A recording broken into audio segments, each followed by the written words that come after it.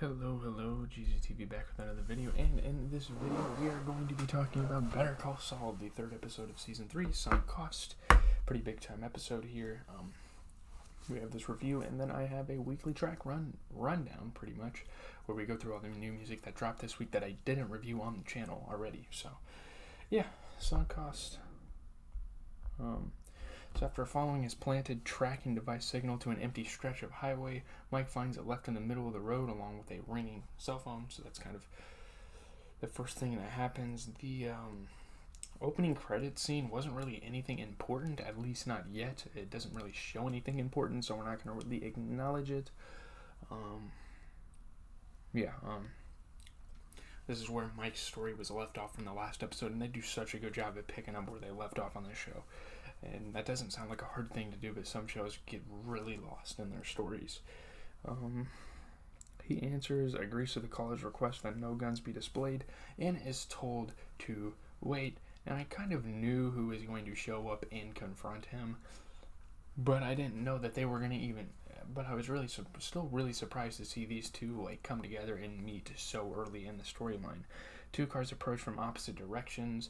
Gus exits one, and he and Mike discuss their concerns about Hector.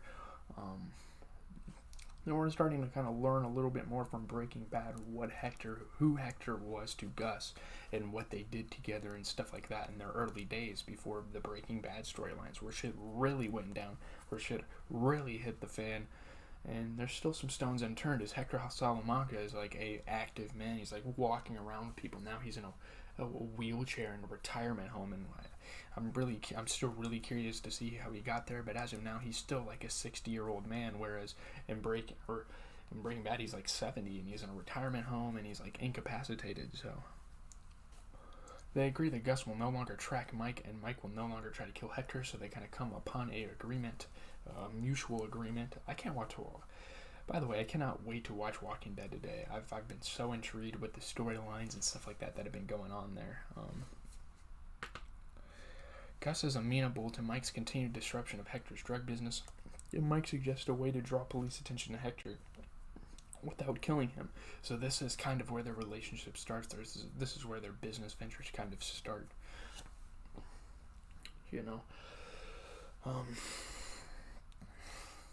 Let's see, what was I going to say? Mike and Gus were pretty decent friends. I mean, they definitely weren't enemies during Breaking Bad, so this is kind of the start of that whole relationship. Mike acquires cocaine from Barry Goodman, stows it in a sneaker, ties the sneaker to its mate, then throws the pair over a power line that spans part of a road in Mexico he knows Hector's truck uses. So he's been kind of spying out. He's been spying out the routes that the trucks take. A lot of this episode is about Mike, but obviously the stuff that, as you guys know, the stuff that happens to Jimmy in this episode is quite important, so we will get to that. And at first I really wasn't sure what was in the shoe, but then I kind of realized it's meth. I mean, Gus has a meth business. You gotta kind of piece stuff together from Breaking Bad to kind of know what's going on in this show sometimes. And yeah, so it was meth in a sneaker. I don't know what... Okay. It all is kind of tying together. I'm kind of coming to realizations here. I should have known what was happening from the start, but the pair of shoes is bloodied at the beginning of the episodes. It looks like it's ruggedy. It looks like it's disgusting. It looks like the stop sign's been shot down. So a lot of foreshadowing of possible tussles these people could have with each other. When the next truck comes, the drivers stop to stash their weapons prior to being searched at the border crossing so they can get through. You can't have weapons crossing the border, or else you get deported or you get arrested. That type of thing. Using a rifle with the scope, Mike fires a few rounds into the air to give the drivers the impression that there is a hunter or target shooter nearby to kind of,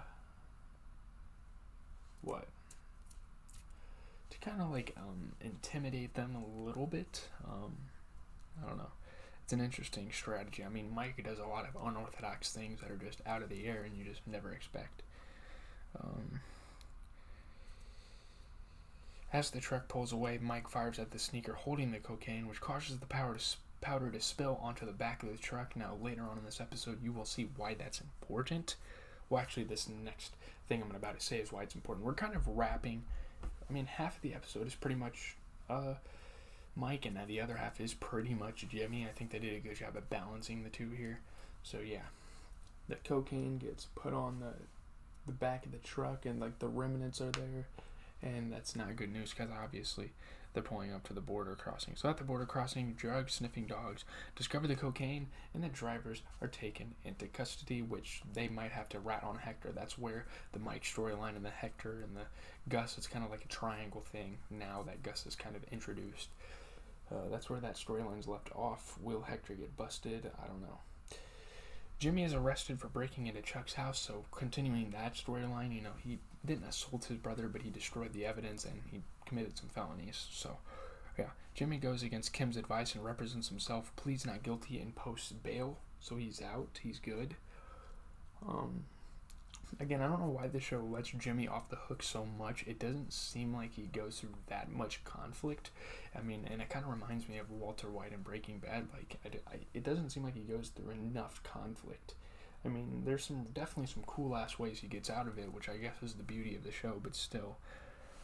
He later tells her she should work on Mesa Verde business while he takes care of his own legal battle, to which she flatly agrees. She's like, look, I want to help you, but I guess if you want me to continue with my work, I will. I'll leave you alone. I'll let you handle this stuff like a man, This Jimmy, to be fair, he's not really accountable for a lot of the stuff he does, and now he's kind of like, I need to stop getting you in trouble, because I messed up at Davies in Maine, and,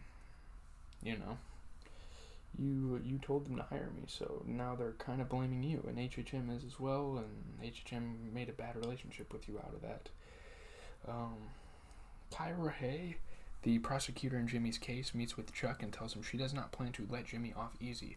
It's familial relationships, going into a case against your family members, the defendants have to be aware that if you're taking your family member to court, it's not like they're going to let them off the hook and give them like a modest punishment. No, she's going to take it to extremes with him, and yeah, Chuck describes his wish to see a better solution for everyone, and he wants Jimmy to kind of get a lesson learned out of this, which really, that's not true. He's kind of making some bullshit up. He wants Jimmy to fail. We've kind of realized that through watching this show a little bit. Jimmy informs Kim he can avoid jail time if he confesses to the break-in and submits his confession to the New Mexico Bar Association, which will likely result in disbarment. So he can get rid of his lawyer license to avoid jail time, which does not sound like a good trade, because you're trading your whole career for freedom. Yeah. Kim changes her mind and persuades Jimmy to let her help defend him. So going into the next episode, we now have Jimmy as the defense Kim as the defense for Jimmy. So, yeah. She's going to be using her skills there, and she'll finally shine through and show people what she can actually do. Let's talk about the reception, and then we will be done, and then we'll talk about the track roundup. The episode received critical acclaim, 100% on Rotten Tomatoes, 8.09 out of 10.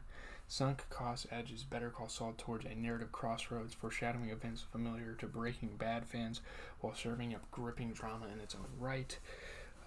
8 out of 10 on IGN. Whose storyline is going to come crashing down around them first, Jimmy or Mike? Which that's something that's in the air. That's something we're going to kind of figure out. The music supervision. The music in the episode was nominated for an Emmy. Almost every episode we talk about is nominated for an Emmy, but yeah, it's very interesting, what will happen to Hector? Will he get punished? And what will happen to Jimmy and Kim in their court case? That's always a suspenseful thing in law television. It's like, are they going to win the case, or are they going to beat the case, or are they going to, or is Jimmy going to face the most severe punishments? But anyways, that's going to do it. Oh shit. Leave a like, comment, and subscribe. As always. Sorry. It's like kicking my headset around and I didn't realize it. It's been Jesus TV, as always, reviewing your favorite TV shows. Walking Dead's coming tomorrow. I'll watch that episode tonight.